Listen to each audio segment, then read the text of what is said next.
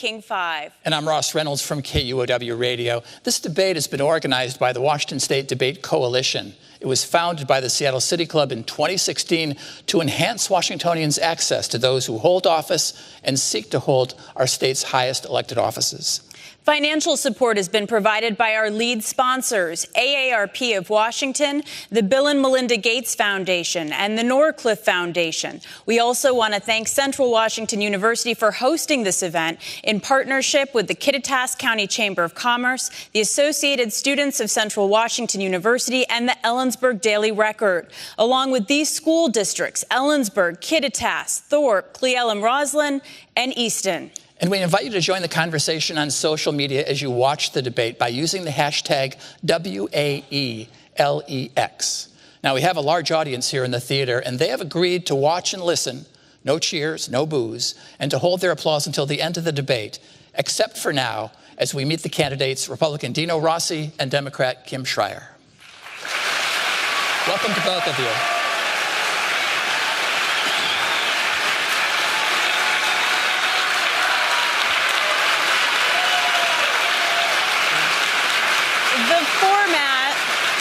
The format for tonight's debate is simple. Each candidate will have 90 seconds for an opening statement. Questions will then be asked to both candidates, and they will each have 1 minute for an initial response. Ross and I will then lead a follow-up discussion on that topic before moving on to the next question. So let's get started. We flipped a coin, and Dr. Schrier will have the first opening statement. Dr. Schrier, you have a minute and a half. Good evening. I'm Kim Schrier. I'm a pediatrician, a wife, and a mom. I've spent the past 17 years taking care of children and families in Issaquah, and I can tell you that the policies of this administration are a real threat to children and families everywhere. I've always gone to bat for my patients, and so when Congress tried to repeal the Affordable Care Act and take away protections for people with pre-existing conditions, I went and met with my congressman's office and explained all the ways that would be so harmful for my patients and for people all over this district. And days later, he voted for it anyway. And we deserve better. You deserve better. You deserve a representative who will stand up for you and fight for you and be a check and a balance against policies that only work for the special interests and the wealthiest Americans. Unfortunately, working for special interests and the wealthiest is exactly what my opponent has been doing as a career politician. He was a Trump delegate, and he will always put the president and his policies above yours. He supports a tax bill that gives 83% of the benefit to the wealthiest and wants to pay for it by cutting your Social Security and Medicare. He supports repealing the Affordable Care Act and taking protections away for people with pre-existing conditions. And he is the same Dino Rossi who has always opposed a woman's right to choose. He is wrong on the issues, and he is wrong for this district. Protecting my patients comes naturally to me. It's what I've done in my practice, and it's what I'll do as a member of Congress. I would be honored to earn your vote. Thank you. Mr. Rossi, you have 90 seconds. My grandparents settled in Black Diamond, Washington around the turn of the last century, where my grandfather was a coal miner. If you actually go in the basement of the Black Diamond Museum, my grandfather's two-man saw is up on the wall. I'm the youngest of 7, raised on a school teacher's salary. I grew up drinking powdered milk and eating Hamburger Helper without the hamburger. You know, folks couldn't afford to pay for college, but I wanted to go to school. So I worked a number of different jobs to make my way through the School of Business at Seattle University. I worked construction. I worked as a janitor waxing floors at the Space Needle. I started in the commercial real estate business with nothing but a janitorial job at night, scrubbing toilets and selling apartment buildings during the day. A year and a half later, when I was 25 years old, I bought my first apartment building and kept going from there. I was elected to the state Senate in my mid-30s, and I think I probably dropped the average age to 70 in the Senate when I was elected. By year 3, I was deputy leader of the Senate, and I went on to become the chairman of the Senate Ways and Means Committee. Silvino and Conchetta Rossi came to America, probably for the similar reasons why your families came to America. They came to America because they believed in America you can rise to any level that your talent and work ethic will take you. There's no guarantee of success in America, but you should have a shot at it. That's why I'm running for Congress. That's what needs to be preserved. And in the end, I think Silvino and Conchetta were right, because the grandson of that Black Diamond coal miner has a chance to represent in the United States Congress the very same area where he worked in those coal mines, only in America. Thank you. We're going to first start by talking about health care. Americans pay more for health care than any other nation, yet in many key indicators, including lifespans, we lag behind. Dino Rossi, what would you do to reduce costs and improve health care for all Americans? 1 minute, please. So health care is an incredibly important issue in this race. And what we need to do is we make sure we bring competition into the system. And you can do it in various ways, by being able to buy across state lines and freeing up the mandates that we currently have. My opponent wants a government takeover of health care. And a government takeover of health care means that the government's going to pick your doctors, going to pick your hospital. We can't afford that. Even the left-leaning think tanks say that it's going to have to double our income taxes to pay for it. So the bottom line in the end is that if we actually free this up, and the system will work. It'll work if we have competition in the system. And right now we just don't have that. And I believe that as we move through this debate, you're going to hear more and more about these things, because a government takeover of health care will destroy Medicare as we know it. And seniors are counting on Medicare. People that are paid into it for years are counting on it. And I want to make sure it's there for the future. Kim Schrier, what would you do to reduce the cost of health care and make it better? Of course. Well, I'm a pediatrician, and I am also a person who's been living with type 1 diabetes since the age of 16. So I understand our healthcare system as a doctor, but also as a patient. And I got into this race because I want to make sure that every family in this district, in this country, can afford the care that they need. And that means shoring up the Affordable Care Act, not sabotaging it like our president, and certainly not repealing it without a better replacement like my opponent would do. He supports dismantling the Affordable Care Act and taking away protections for people with pre-existing conditions. This would take health care away from 32,000 people in our district. He also doesn't believe that women can make their own health care decisions, and I think that is a critically important issue. One thing to understand is that I will always be a voice for the people in this district and making sure that people can afford the health care they need, and he will be a voice for insurance companies and big pharma. Thank you. President Trump says we will always protect Americans with pre-existing conditions. We're going to take care of them. But the Trump Justice Department told a federal court it will no longer defend provisions of the Affordable Care Act that protect patients from being kicked off insurance because they have pre-existing conditions. So my question is, do you support what President Trump says or what his Justice Department does? Kim Schrier?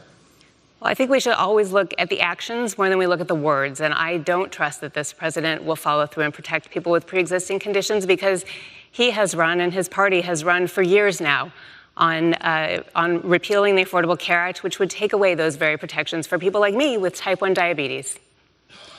Dino Rossi, what about pre-existing conditions? The president says we should keep them, and yet his Justice Department is doing nothing to defend them. I've been very clear all along that we have to do something about pre-existing conditions, even if it's a subsidized high-risk pool, because it could bankrupt a family. I have pre-existing conditions in my family. That's a real concern. But when Obamacare came in, the Affordable Care Act, I lost my health care for myself, my wife, and my 4 children. I ended up with a lousy plan that got 2.5 times as much, didn't cover things I want covered, covered things I didn't want covered, and I had a $12,000 family deductible on top of it. My goal is to have as many health insurance companies chasing you around for your business as I can possibly get. So you can decide what's in your plan versus some bureaucrat or politician in D.C. deciding for you. That's freedom. That's what we need to have. We need to have competition in that system to get that done. Dino Rossi, do you believe women should continue to have the right to a legal abortion? You know, I've always been very clear on this, too. I've never run on that issue. My opponents always have run on that issue. And my wife and I are both Catholic, believes every soul has a value. I really never believed that abortion was really intended for anything other than cases of rape, incest, or life of the mother. When I wrote budgets in Olympia as chairman of the Senate Ways and Means Committee, I laid down a railroad tracks to protect the most vulnerable, because every one of those lives are valuable. I protected the mentally ill. I protected the developmentally disabled and people in nursing homes, because I really believe that's important. I just most recently finished as chairman of the board of Special Olympics for the state of Washington. The USA Games that you saw here this last summer, I'm the chairman to help bring those here. So the most vulnerable are very important to me, and that's where it comes from. My belief in the importance of life. Kim Schrier, where do you stand on a woman's right to abortion? Well, first, I would say that you can say that you're not running on these issues, but this is a really important issue for the women in this district. You will have a congressional vote if you are in Washington, D.C., and I think we need, right now at a time when Roe v. Wade is threatened, when the Supreme Court is going hard right, we need advocates for women's health care. I will always support a woman's right to make her own health care decisions. I will support access to Plan B, which my opponent opposes. And I will always respect women's rights to make their own health care decisions. Thank you. I'm sorry. Kim Schrier, you are committed to Medicare for all, but you work for a Virginia Mason clinic that does not accept all Medicaid plans. Isn't that inconsistent? Well, let me be clear about my plan for health care, because there is definitely misunderstanding from my opponent, which is that I believe that we should have Medicare as a public option so that anybody at any age, and even small business owners, could buy into Medicare just like they could buy into private insurance. That would bring down prices across the board, and my plan then goes on to take on costs overall, but specifically the costs of our prescription drugs. And that's why I think it's really important to have a doctor, especially a woman doctor, taking this issue of our nation's healthcare crisis to Washington, D.C. Thank you, Kim Schrier and Dino Rossi. Turning now to trade, an issue that's critical for this state and this district. Tariffs and trade tensions have cost Washington farmers an estimated tens of millions of dollars in losses this year. Do you believe the current administration's trade tactics and tariffs are working? If not, how would you communicate that to the Trump administration? And what tools could you use in Congress to help farmers here? Dr. Schrier, you have 1 minute. Well, the state of Washington is the most trade-dependent state in the nation, and the 8th District is particularly dependent on trade, especially in the agricultural areas like right here in Kittitas County. I believe in fair trade agreements, and this means agreements where we protect workers, we protect jobs, and we protect the economy here in the 8th District. We also have environmental protections, and these agreements need to have the teeth to really enforce those standards. What's happening right now with this tariff war is really hurting our farmers. I spoke out long ago against these tariffs that are hurting our cherry farmers and our apple farmers and our hay farmers, while my opponent stayed silent. Look, if China decides that it is just too difficult and too expensive to do business with the state of Washington, it will take its business elsewhere, and our cherry farmers and apple farmers may never bounce back. This is why we need trade agreements and not trade wars. Mr. Rossi, do you agree with the tariffs? I've been very clear that I don't think anyone wins a trade war, and I've said that up front. And, but here's what's going on. We now have an agreement with Canada and Mexico, and I've been endorsed by the Farm Bureau in every county and the State Farm Bureau as well. And 28% of our farm exports go to Canada and Mexico, and that's good. We also have a frame network now for the European Union and Japan as well. But I was on a trade mission representing Washington State with our Secretary of State in China, and we were in Beijing. And in Beijing, the leaders of the region were just reassuring us that, oh, we're cracking down on intellectual property theft. We're doing that. I walked out of the meeting, went around the corner. I was offered all of Microsoft products for $11 US. We went back to the Beijing hotel, and Jim Knapp, who's from Wenatchee, who was a port commissioner on the trade mission, he was madder than a hornet, because in the gift shop, he pulled up this apple. And he said it was a counterfeit apple. They actually just put a sticker that said Washington on it. We have everything from apples to airplanes in this district, and we have to be concerned about all of it. We're in a position now to actually have strength against China and actually get some proper rules that will protect our business. So if you were advising the Trump administration, what would you say in how to negotiate with China? Well, right now, the last quarter, manufacturing has dropped in China. We right now have an unemployment rate that is the lowest we've had since 1969. We're in a position of strength. A company that goes over to China, American company, has to have 51% Chinese ownership. And that means it could be Chinese government ownership as well. They're taking our intellectual properties. And also, obviously, that's my story about the ag community. We were also in Xi'an, and they were building parts for the Boeing planes, and they spent an hour and a half trying to convince us to let them build the whole plane. Well, that would be the worst thing you can do, because you know what they'll do at that point. Take all our technology and go build a plane on their own. Dr. Schrier, what would be your advice to the Trump administration in negotiating with China? Of course. My advice is that you don't have to throw uncertainty in and put our farmers at risk in order to secure and renegotiate a better trade agreement. And so I would say, come to the table. Let's look at the standards that we need that will protect American jobs, protect American workers, and protect our environment, and sit down and negotiate that without putting our farmers or Boeing at risk. Right now, every product that we export from the state of Washington is hit with a 5 to 25% tariff. That is hurting our country, it is hurting our state and our district. Should the Trans-Pacific Partnership, TPP, be rejoined? The TPP has already passed. I do believe that we should be in trade agreements, and I've given you my standards for environmental protections, worker protections, labor protections. And so if it meets those standards and has teeth, then I would support an agreement like that, because we are always better having the United States in these agreements. Otherwise, they sink to the lowest common denominator. So I want the United States in these agreements to make sure that we have those standards, particularly environmental standards and worker standards. Mr. Rossi, you referenced the new deal with Mexico and Canada. Congress must still approve the deal. Would you sign it as is? What do you like or dislike about it? Well, the agricultural community likes it. Having an agreement between Canada and Mexico is incredibly important, like I said, because 28% of our exports from agricultural products go to those two countries. And it also sets up the framework where you can actually have negotiations and agreements with Japan and the European Union. Intellectual property, it had to be updated, and it's updated in this agreement as well. From what I've seen so far, it looks like it's heading in the right direction.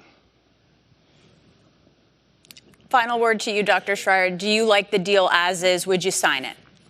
I have not read the entire deal. I do like that we are trading and making agreements with our northern and southern partners. I don't believe that we had to throw away NAFTA or that we had to get into trade wars in order to negotiate a better deal. All right. Thank you, candidates. What's the biggest challenge to our economy? Dino Rossi, 1 minute, please. I'd say the biggest challenge to our economy is people not understanding what makes the economy work. What you need for businesses to grow and for people to have jobs is you need modest taxation and fair and predictable regulation. Let entrepreneurs go be entrepreneurs. My opponent wants to raise people's taxes by $2,821, a very family in the 8th Congressional District. Actually pulling money out of people's back pockets isn't going to make it better. My opponent wants to double income taxes by actually having a government take over health care. My opponent supports a 57-cent a gallon gas tax that won't go to roads or congestion relief. My opponent also supports a state income tax. All these things, they don't create jobs.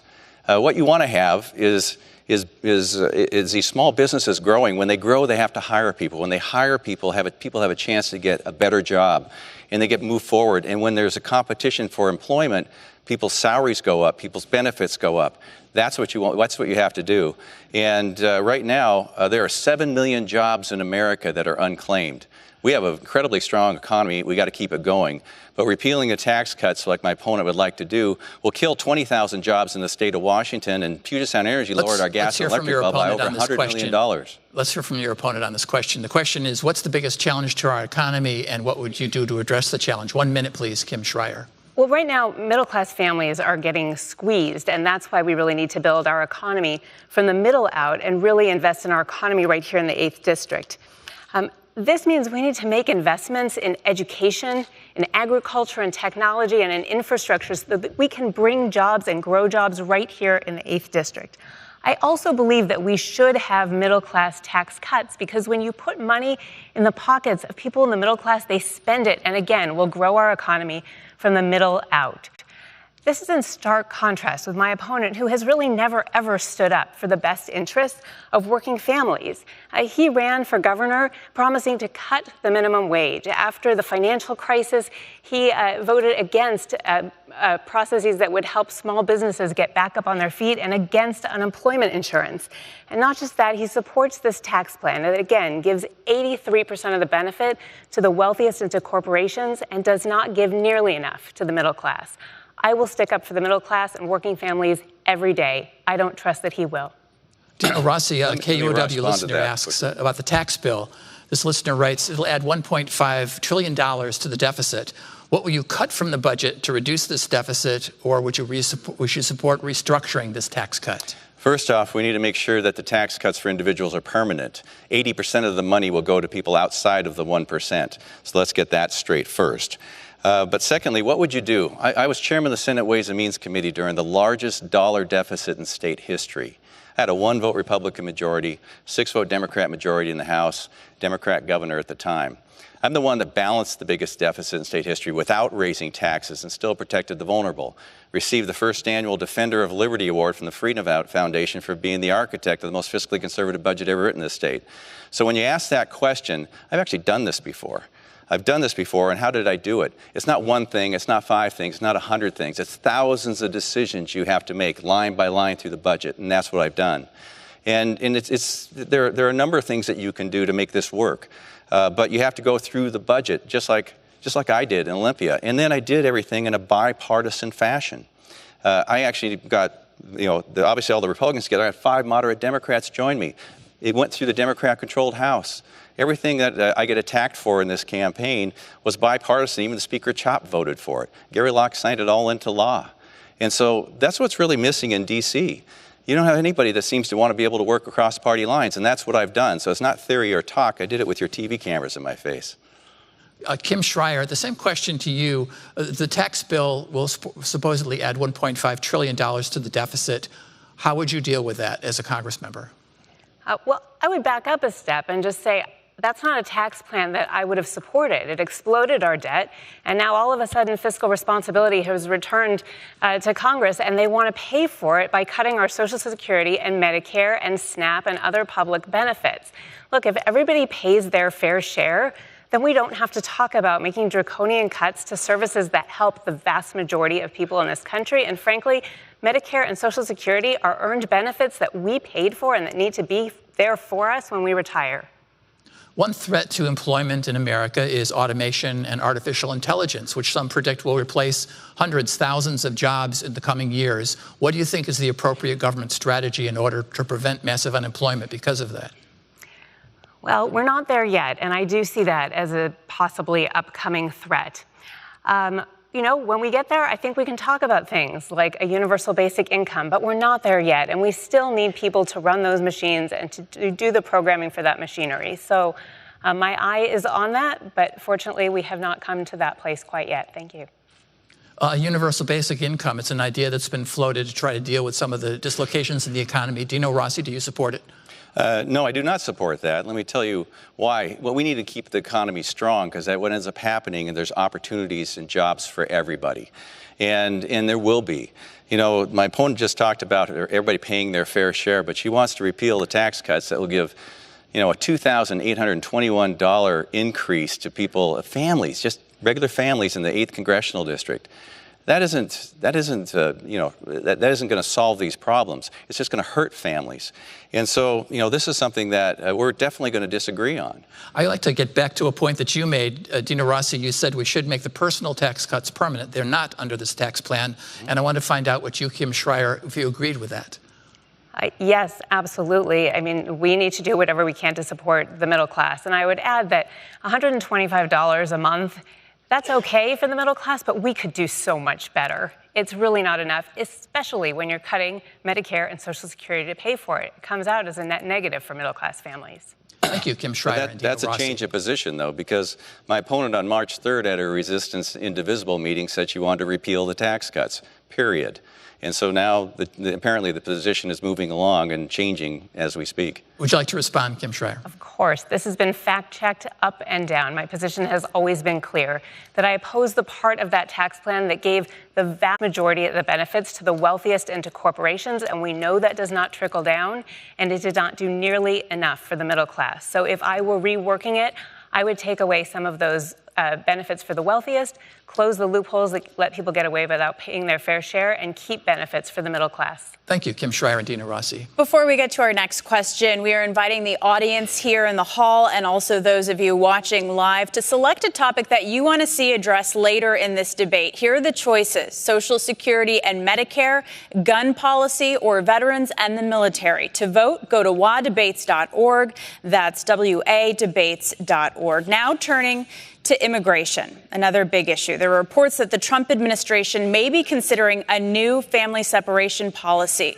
According to administration officials speaking to the Washington Post, one option is for the government to detain families together for up to 20 days, then give parents a choice of staying in detention with their child or allow the child to be taken to a shelter, ultimately separated from their parents. So to both of you, should this policy in any form be resumed? And what would you do to address illegal crossings at the border? There are reports of a new caravan from Central America seeking asylum to the U.S. Dr. Schrier, 1 minute, please. Well, we are a nation of immigrants, and immigration is one of the most important topics here in the 8th District. What we're seeing at our southern border is just evidence of the inhumane policies of this administration that really are only allowed to take place because of a broken immigration system, and that time and again, Democrats and Republican career politicians have failed to come to the table to really pursue common sense, comprehensive immigration reform that will secure our borders and keep families together and have an earned path to citizenship for people who are already here and working and keeping our economy afloat. And so I support comprehensive immigration reform. Now, my opponent, he ran his campaign wanting a tall fence with a high gate, which sounds a lot like this president's $25 billion border wall, which is something I do not support and I think would be a huge waste of our tax dollars. So he will be part of the problem. I will be part of the solution. I want comprehensive immigration reform. Mr. Rossi. It's too easy to get here illegally and too hard to get here legally. That's the problem. And we have to make sure that we have border security, whether it's a physical barrier or could be electronic monitoring or human beings as well.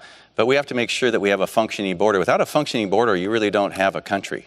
And so we have to make sure that happens. You know, as far as separating families, I said right up front that we shouldn't be separating families. That's not something we should be doing. The other thing, too, when it comes to immigration, especially for the agricultural community and others, is that we need to have a guest worker program that works. And guest worker program is separate from immigration. It's different. People are going to come from another country, do the work, and then go back to where they came from. But we need to know who's coming. We need to know who's coming and going in our country. That is really the question here.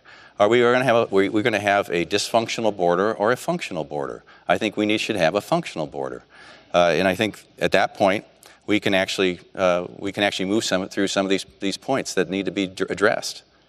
Before moving on to worker visas, I want to press you on both because I didn't quite hear clear responses to how you would deal with thousands of migrants coming, seeking asylum from Central America. Mr. Rossi. There is a process for seeking asylum. You go to a border crossing. It's not you just walk across the border and then claim asylum. You actually go to a border crossing. So there already is a process in place if you need to seek asylum. That's what they should do. Dr. Schrier.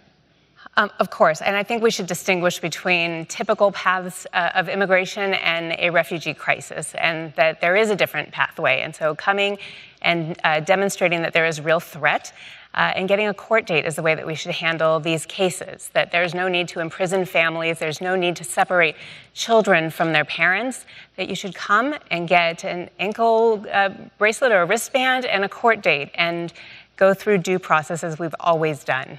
We should prioritize deporting criminals, not harassing families. I'm sure you've heard many times from farmers in the district that they struggle with a labor shortage, and the temporary worker visa program continues to be a problem for them. So how would you modernize the H-2A visa program, Dr. Schrier? Right. The H-2A visa program does not work well for either the farmers or for the workers, and can lead to sort of a pattern of indentured servitude where a worker is essentially held hostage by a potentially abusive farmer or farm owner.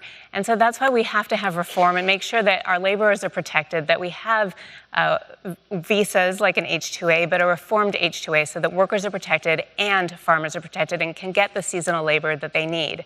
Our economy here in the 8th District depends on agriculture, and we need to make sure that the workers, the highly skilled orchard workers, are here and trained and available during the seasons that we need them. Mr. Rossi. I don't believe our farmers are abusive, number one. Number two, I've already talked about it, the guest worker program. This is something it's broken. We need to make sure that we know who is coming here and make sure that they can get here, do the work, and go back to their home country. And this is all part that has to happen. I think it's going to have to happen after this election, because right now it seems like a bunch of political posturing, but you're playing with people's lives when you do that. That's not right. You shouldn't be doing that.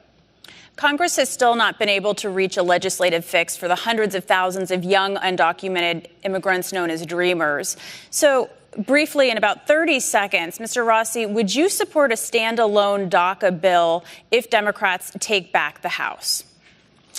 I've been very clear as well that we're talking about 690,000 people who would be taken and shipped back to a country that they don't even know. That's not even logical. We shouldn't do that. But we need to make sure we have border security first, or we're going to end up with the same boat again 2 or 3 years from now. It's exactly the same problem we're going to have. But you know, I don't think we're going to get there until after this election's over, because everybody just once again seems to be posturing and not wanting to solve the problem. And so those both things have to happen. We took a bill before, and Ronald Reagan did in 1986. He was promised border security. Never happened. We can't allow that to happen again. Dr. Schrier, if Republicans hold the House, what kind of border security measures would you support if they're part of a larger DACA bill? Of course. Well, first of all, I wholeheartedly support the Dreamers 2017 DREAM Act. I believe we should have a clean DACA bill, not tied to anything else, and certainly not held hostage in budget negotiations. 87% of the population in this country understands that Dreamers, these DACA young adults and kids, deserve permanent legal status, and it is astonishing to me and abhorrent, really, that their fates were held up in budget negotiations. We can have border security without a wall, including drones and technology and intelligence. We do not need a border wall to secure our borders.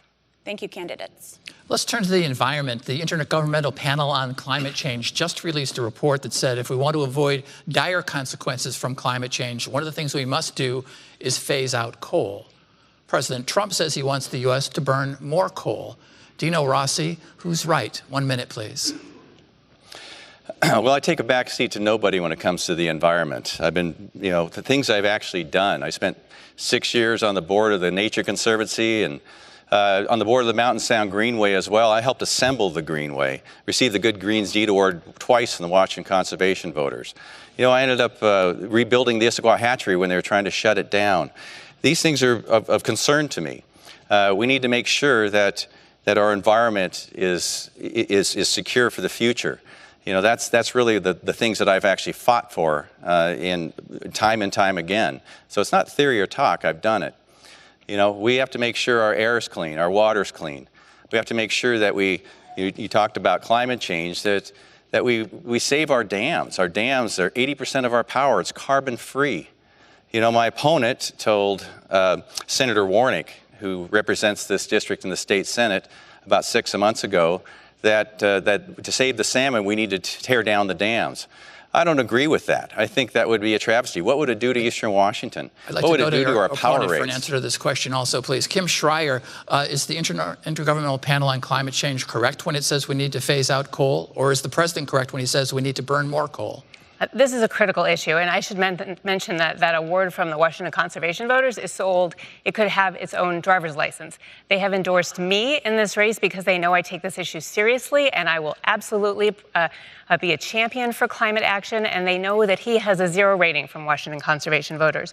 So yes, I look at this as a pediatrician and a mom, and what our actions today really mean for the next generation and generations beyond. I'm a person with a background in science, and I'm frustrated that this has become a political issue.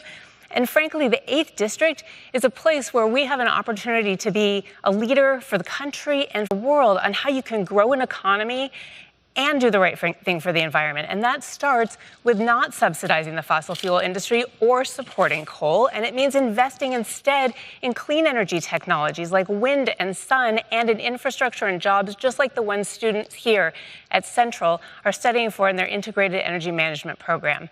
I will absolutely be a champion for environmental protection. Rossi, I didn't really hear the answer to my last question, which was, should the U.S. phase out coal or burn more coal? I haven't been a supporter of coal. And we don't have coal burning plants in the state of Washington. But let's get back to what we do have to protect the environment. Our dams, 80% of these dams or 80% of our power comes from these dams. My opponent is actually endorsed by organizations that want to tear down the dams. They say to save the fish. But we spent hundreds of millions of dollars retrofitting these dams. 97% of the salmon get through. And these very same organizations don't want to call it a renewable energy. A renewable energy. As long as it keeps raining around here, I'm pretty sure it's a renewable energy. And that's exactly what needs to happen. We have to make sure that we preserve these for the future. Dino Rossi, do you support President Trump's withdrawal from the Climate Accord of Paris? Yes or no, and why? Well, if it were an actual real treaty, President Obama would have brought it through the Senate to take care of it, but he didn't. What it did was it allowed China and India, the two of the biggest polluters, off the hook. And that's what it did. It handcuffed America and then let them get off the hook. And so I think we can move forward in a different way without that. Dr. Schrier, what do you think about President Trump's withdrawal from the Paris Climate Accord? I think it's absolutely the wrong move. This is a place where we should be joining with our fellow citizens around the world. This is a global issue. It's something that we should be joining with all other nations. We are the only country that has pulled out of that, and we are the second largest producer of CO2 emissions in the world. It is our responsibility to clean up our mess. It is our responsibility and obligation to the rest of the world to join and partner in what should be a common interest that we all have in making sure that we protect this planet for the generation and this generation and generations long after we're gone. Well, your district, District 8, if you're elected, need to take a hit economically if we move forward on some of these environmental issues we'd like to see. No, I don't think our district would take a hit at all. In fact, I think, look at all the jobs in solar and wind that there are. Look at our incredible capacity for an infrastructure bill and a new modernized electrical grid. These are jobs that we could bring right here to the 8th District, grow our economy and diversify our economy and do the right thing for the environment. I would be proud to be a leader there. Kim Schrier and Dino Rossi, thank you. Now to your governing style.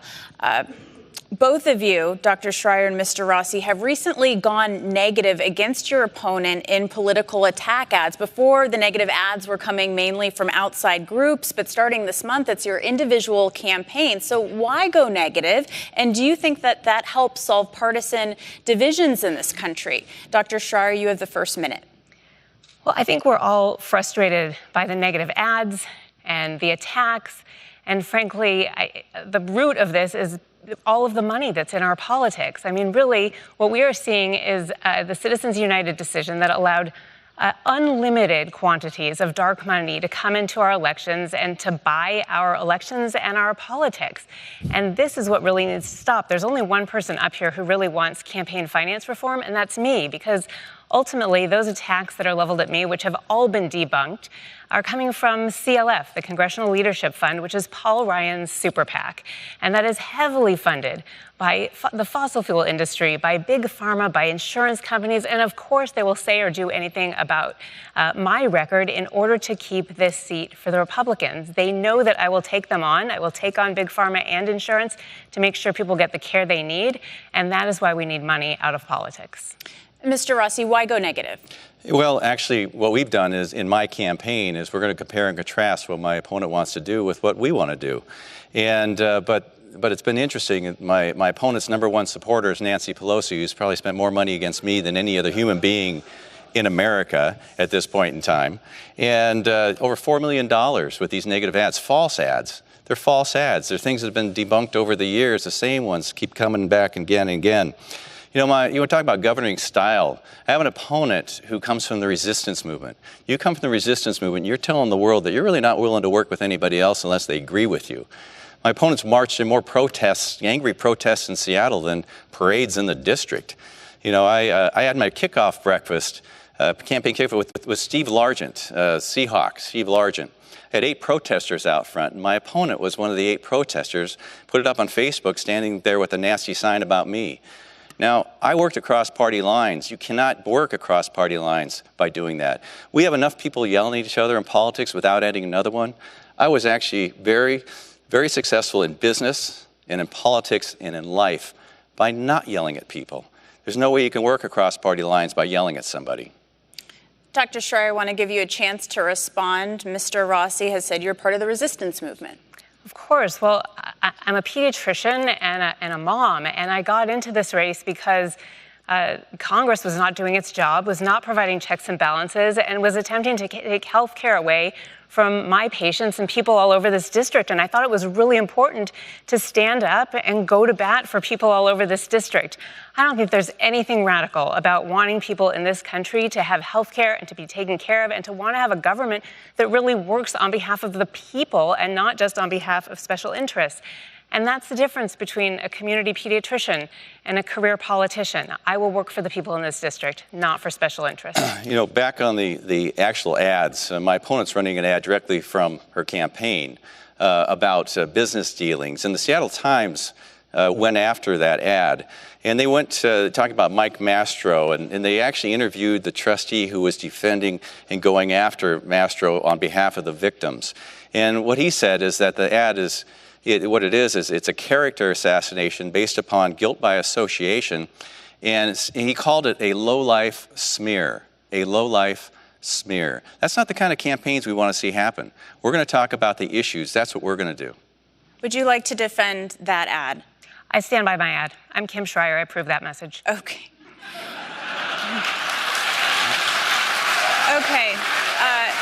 Turning back to the current House of Representatives, Democratic Congressman Adam Schiff of California wrote a recent op-ed in which he said the Republican-controlled Congress has failed to assert itself and review or investigate the conduct of the executive and has also been, quote, complicit in some of the president's most egregious attacks on our democratic institutions. So, Mr. Rossi, do you think there needs to be more oversight, and how would you stand up to the president when needed? Well, I've been very clear on that one throughout this campaign as well, is that I'm actually running to be the congressman from the 8th Congressional District. And the Constitution says there are 3 separate co-equal branches of government.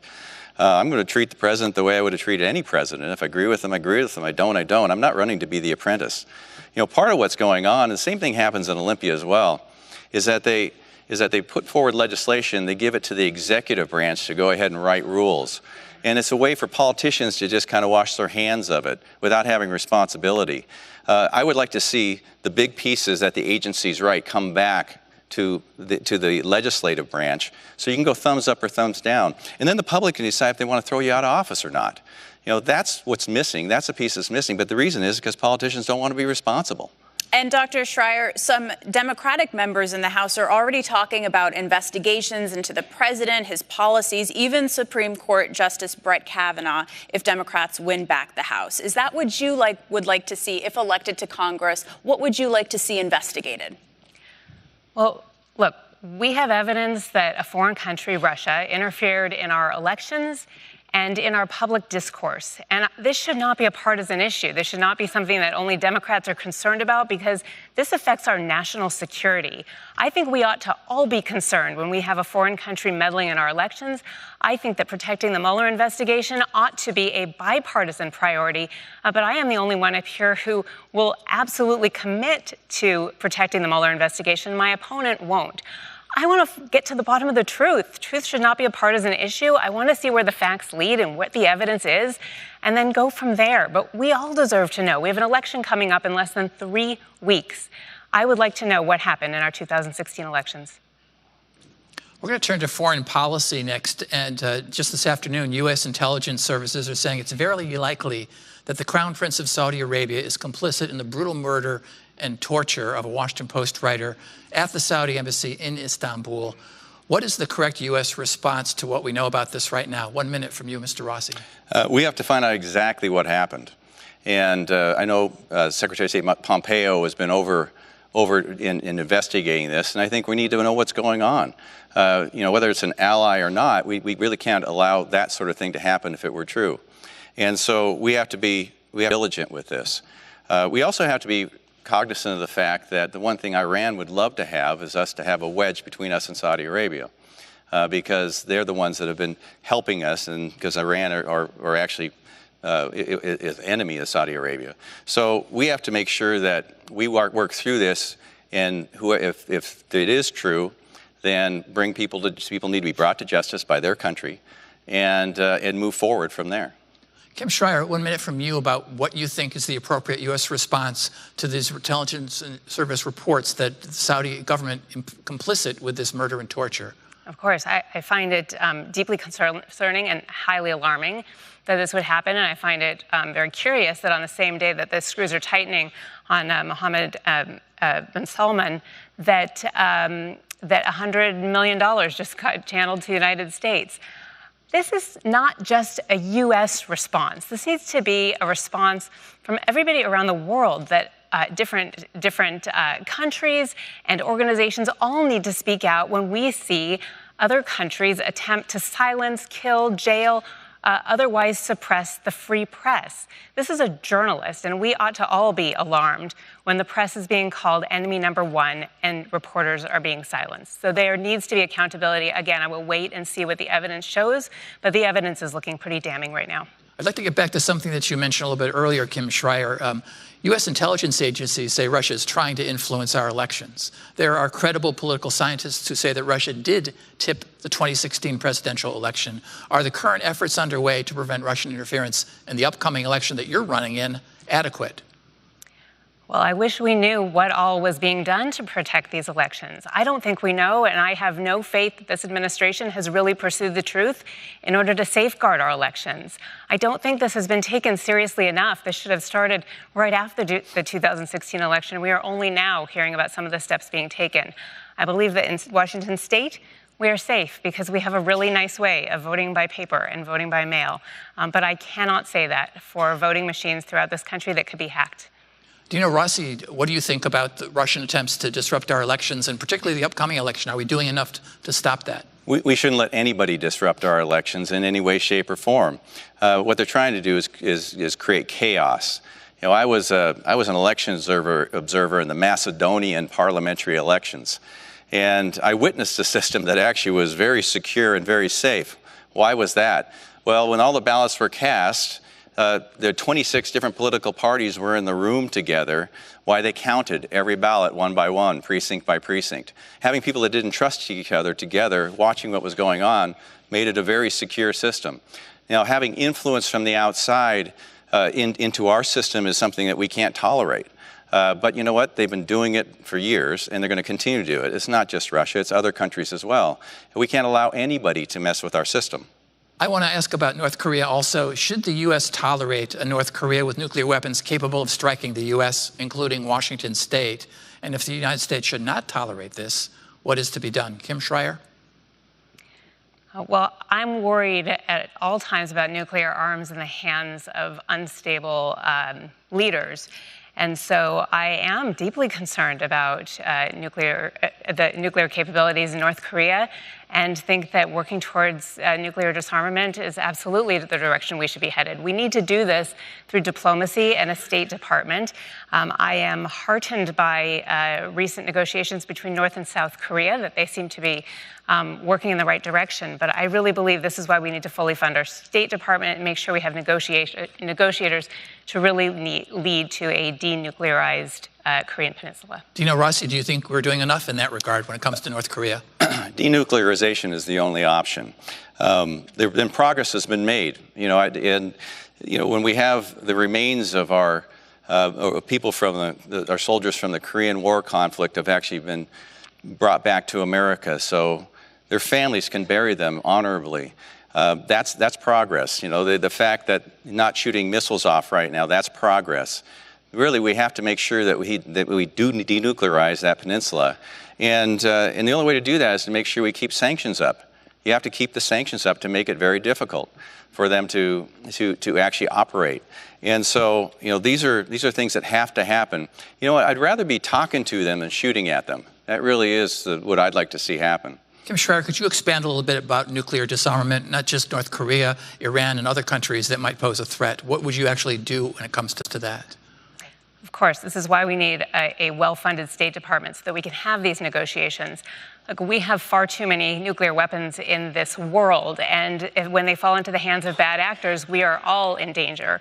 I believe that nuclear weapons should be a deterrent, and that we should minimize the number of nuclear weapons that exist in the world. And this means having agreements so that we can denuclearize here and abroad while still keeping this country safe. Thank you, Kim Schrier and Dino Rossi. So we're nearing the end of our time. The final topic has been selected by you, the audience. A reminder that the choices were Social Security and Medicare, gun policy, or veterans and the military, and you chose gun policy.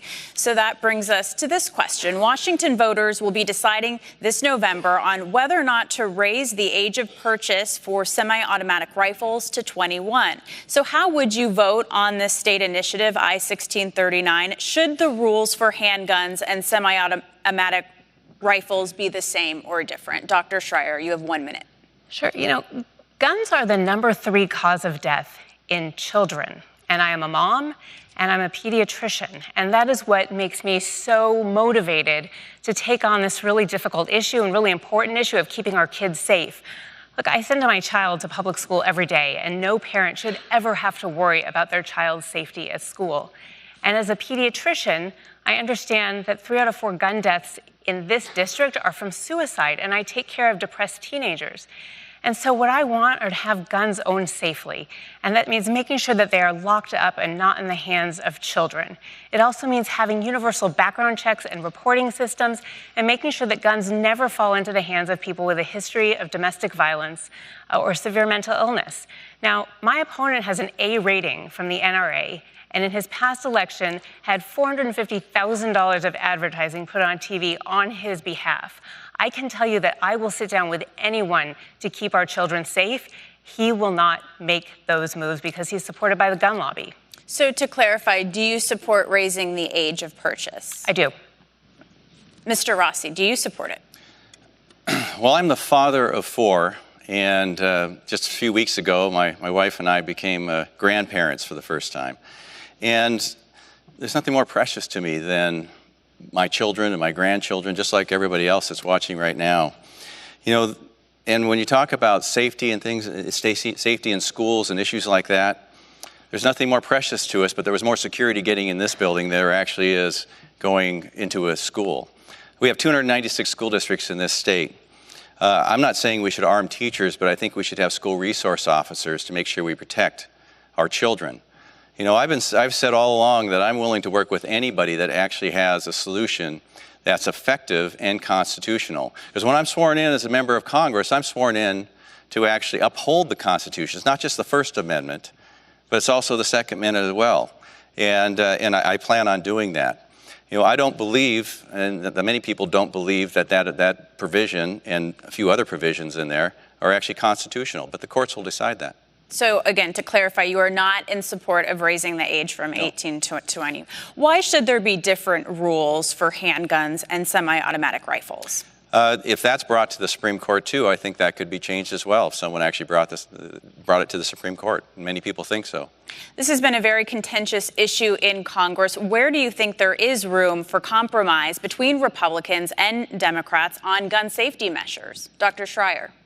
Yeah, it's so interesting because I've been traveling this district a lot and talking with a lot of people, gun owners and non-gun owners, Republicans and Democrats. And what I have found is that the vast majority of people who own guns also want guns owned safely and not in the hands of children. And so I don't believe these issues are controversial. I believe this is just part of safe gun ownership, and that the only reason that we have not been able to come to the middle and pass some really good common sense legislation is because the gun lobby is buying our politicians.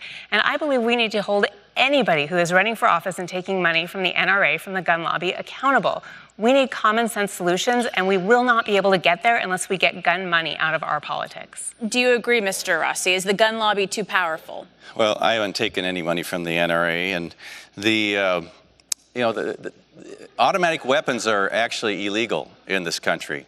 And there are sometimes devices like the bump stock that will turn these semi-automatic weapons into full automatic weapons. I don't support that, and I think that we bipartisan support to eliminate those sorts of things. We would probably be able to come together on some of those type of issues. On the topic of keeping schools safe, what kind of measures do you think could get bipartisan support at the federal level for schools across the country? Dr. Schrier. Sure. Well, there are a couple ways to do this. I mean, one is just making sure that we have good background checks, universal background checks and reporting systems, and really make sure that guns don't get into the hands of people with a history of domestic violence, because that is the #1 predictor. But the other is really making sure that we have students watching students, and that we have counselors in every school, because we know that ultimately when it is the student who is the perpetrator, it's usually not from mental illness. It is from being alienated or bullied or abused, and that if we have students watching out for students who might be in distress, and if we have counselors in the school, that we can reduce that risk as well. And I think both of those are places that we could come together in the middle, and I will sit down again with anybody to keep our children safer in school. I don't know that my opponent will, because he is bought and sold by the gun lobby. Mr. Rossi, your response. When you look at the tragedy that happened in Florida, this person had encountered the police many different occasions. That also had history of mental illness. It wasn't flagged. He shouldn't have had a weapon in the first place. There are certain people that shouldn't have weapons. We got to make sure that they don't get them. And what I talked about before, which is having school resource officers. 296 school districts in the state, but they don't all have the same capacity. We may have to help with that. That's very possible, because we have to protect our children. I think that is where we could probably find some agreement. I really do. And do you agree with Dr. Schrier and more counselors? Well, obviously, counselors that we have in the schools should be hopefully looking for these things already.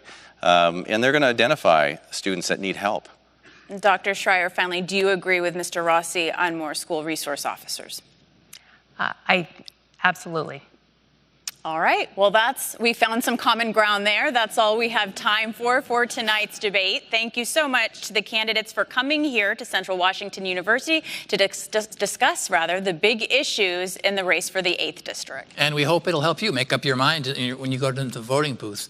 Tonight's debate, organized by the Washington State Debate Coalition and its founder, Seattle City Club. The coalition, comprised of civic leaders, nonpartisan organizations, colleges and universities, and media partners, all dedicated to setting a high standard for political debates. Thanks to our lead sponsors, AARP of Washington, the Bill and Melinda Gates Foundation, and the Norcliffe Foundation, along with supporting sponsors. They include the Bowen Company, Smith Barbieri Progressive Fund, and Washington Realtors. And believe it or not, ballots will be in the mail in the next few days. And remember, they must be returned by 8 p.m. on Election Day. That is Tuesday, November 6th. Please make sure to vote. And for now, as we say goodbye from Central Washington University, it's finally time when the audience can show its appreciation for the candidates. Thank you both.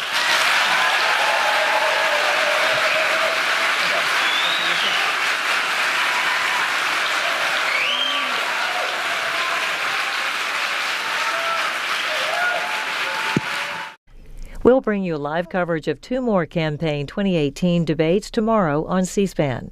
At 4 p.m. Eastern, a debate between candidates for governor of Connecticut, with Republican Bob Stefanowski, Democrat Ned Lamont, and Independent Oz Griebel. And at 7 Eastern, Republican Congressman Scott Perry debates Democratic challenger George Scott in the race for Pennsylvania's 10th Congressional District. Watch both debates live here on C-SPAN, your primary source for campaign 2018. C-SPAN's Washington Journal, live every day, with news and policy issues that impact you. Coming up Thursday morning, we review Roll Call's list of the most vulnerable House incumbents with senior politics reporter Simone Pathé. Then, a look at youth voting and millennials in the 2018 midterms with Abby Kisa of the Center for Information and Research on Civic Learning and Engagement at Tufts University. And as part of C-SPAN's 50 Capitals Tour, Maine's Governor Paul LePage discusses the top policy issues affecting his state. Be sure to watch C-SPAN's Washington Journal, live at 7 Eastern Thursday morning. Join the discussion. Sunday night on Afterwards, journalist and author Beth Macy with her book Dope Sick, Dealers, Doctors, and the Drug Company That Addicted America. She's interviewed by Democratic Congressman Gerald Conley from Virginia. I started to hear from policemen and other